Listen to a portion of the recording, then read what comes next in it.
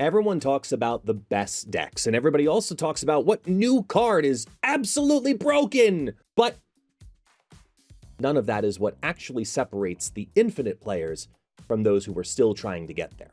What actually does? Skills. And I'm not talking the obvious ones like, build a good deck and play out your curve. I'm talking about the underrated skills, the ones that nobody really ever mentions. The ones that truly define if you're going to stay stuck in the 70s or if you will join the infinite rank. So today I'm going to break down those skills, the skills that you can apply no matter what rank you are, no matter what skill level you currently are, you can apply these right now. And stick with me, because even if you apply just one of these, you'll start to see more cubes shoot you up the ranks. Insert obligatory like and subscribe.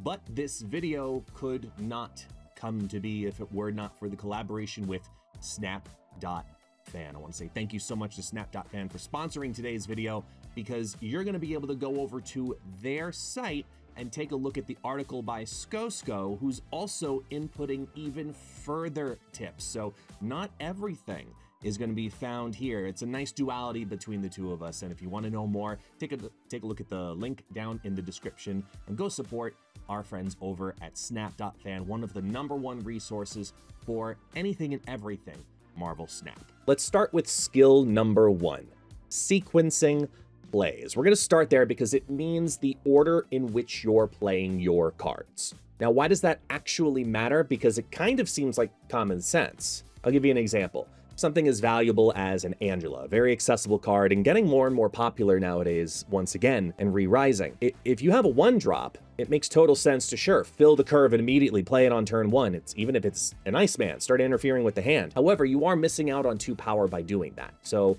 it might be against that mindset of, okay, maybe don't fill the curve perfectly and use every energy possible, because I'm actually going to be gaining more power if I time it better and use it on turn 3 because I dropped the Angela on turn 2. Another semi-obvious we'll look at it mode is looking at Brood and Silver Surfer. Does it make more sense to play Brood on turn 3, depending on the situation, of course, but does it also make more sense to hold it until turn 5 or turn 6? Because then you don't know where that large aggressive amount of power is going to be. Very often, Brood is directly associated with Surfer, so you might be also revealing too much information to your opponent. So sequencing doesn't necessarily have to mean just the order in which you play the cards. It also talks about the timing in which you play certain cards. Another prime example, very relevant right now, is Mobius and Mobius. When do you play that card? Is it important to drop it right away on turn 3 or to interfere with somebody's plans on turn 5? If you know turn 2, they've dropped a Psylocke and they've already snapped, but you've got a Mobius in your hand, you might want to hold on a little bit longer, because think about it, you could milk them for 4 cubes instead of only gaining 2, because if you drop it right down on turn 3, now they've also got 3 more turns to still play around some kind of shenanigans that could take you down. But if you play into that fact of Mr. Negative, maybe that Mobius surprises them on turn 5 after they drop the Jane Foster, and now they are bricked. Players who very often reach infinite are thinking about, does this card right here matter for me to play right now, or do I need to hold it another turn? Or is it something that they should just not worry about? So the whole point of sequencing is not just what I can play, but what I should play. That's what matters. Moving on to skill number 2, which is reading your opponents, because most players will primarily think about their own hand, but infinite players are there because they thought about their opponent's hand at the same time. I kind of actually forecasted that in the last point, talking about the Mr. Negative line. You should be able to predict certain things about an opponent's deck very quickly by turn 4 at the latest to get a rough idea of what they're playing. Are they playing a mill deck? Are they playing a negative deck? Are they playing a Sauron deck? Is this a War Machine build? Is it Cerebro 2? You can get a rough idea of what someone's already doing, ideally by turn 4. And more so, what does that deck typically have that also could potentially counter you? Do they run Shang-Chi? Are they teching in Enchantress? Is this a build that often has Negasonic Teenage Warhead? In that aspect, Snap is very often compared to chess, in the same idea of you're trying to think not just in the moment, what move do I need to make right now? You're looking at your board 2, 3, 4 turns ahead, while simultaneously assessing theirs. Because the more successful you are at being able to predict and read into what your opponent is doing, not only will it translate to you winning more lanes and more games, but more importantly, it'll also help you understand when to retreat. Skill number 3 is talking about cube management. And I know we've talked about this cube math in other videos, but I think it's worth repeating because this really might be the most underrated skill of all. Because many players will exclusively think about, how do I win games? Meanwhile, infinite players got there because they're focusing on, how do I win cubes? It's the combination of looking at snapping early when the odds are in your favor, and when you're clearly behind, getting out of there faster. Those are incredibly important pieces to understanding your cube management, especially if you're going to take that risky play of realizing and reading your opponent that they are in a negative situation and potentially even using bluff snaps to gain cubes from them, even if you're technically behind.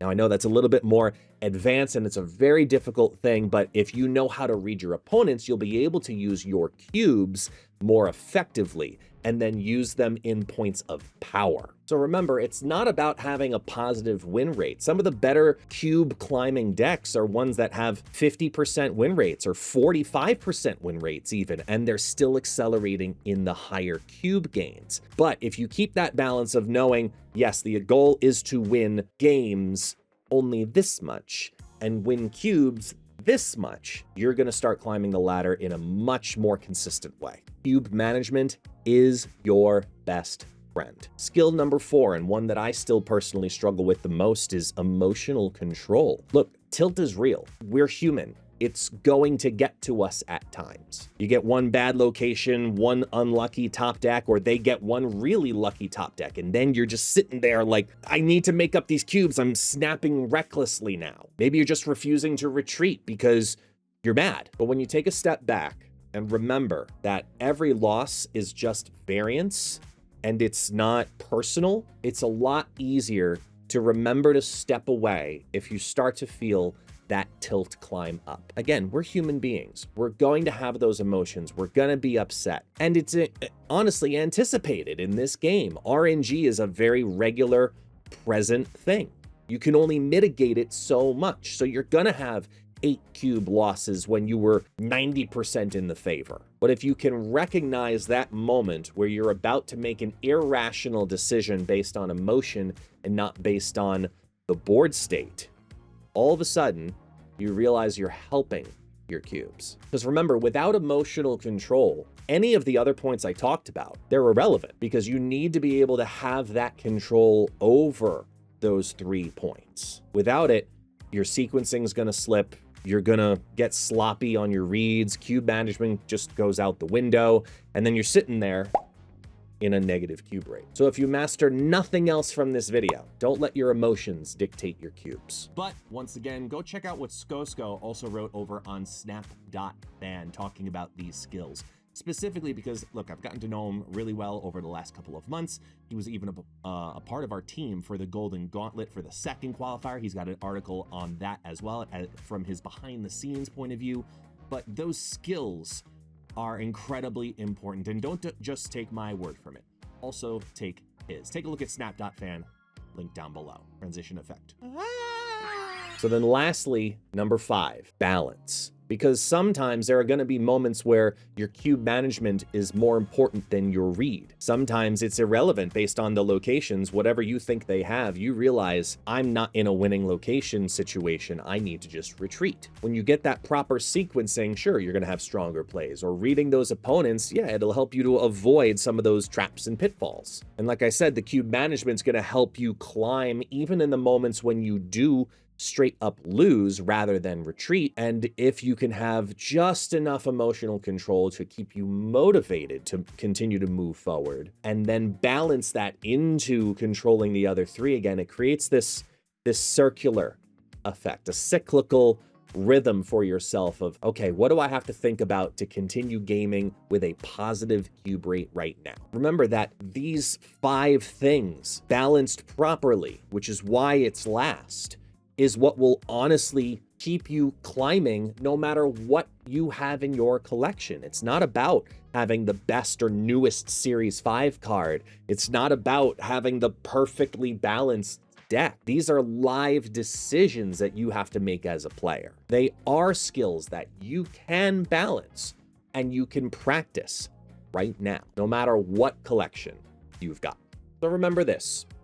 Decks are going to rise and fall. Cards are going to be released every single week. But those skills, those will take you season to season to season guaranteed. So if you master them, sure, you're more likely to hit infinite. But more importantly, you're more likely to also get back there over and over and over again. And let's use this comment section down below as a continued growth area for us. What skills did I miss? What do you think should be added to this list? Let's have a conversation down there and help the community grow on other things to think about that maybe I didn't mention today. While you're there, hit the like, hit the subscribe, and let me know how long it took you to realize that this is the first time ever I've worn a green shirt on camera. Thank you, everyone. And as always, see you next time.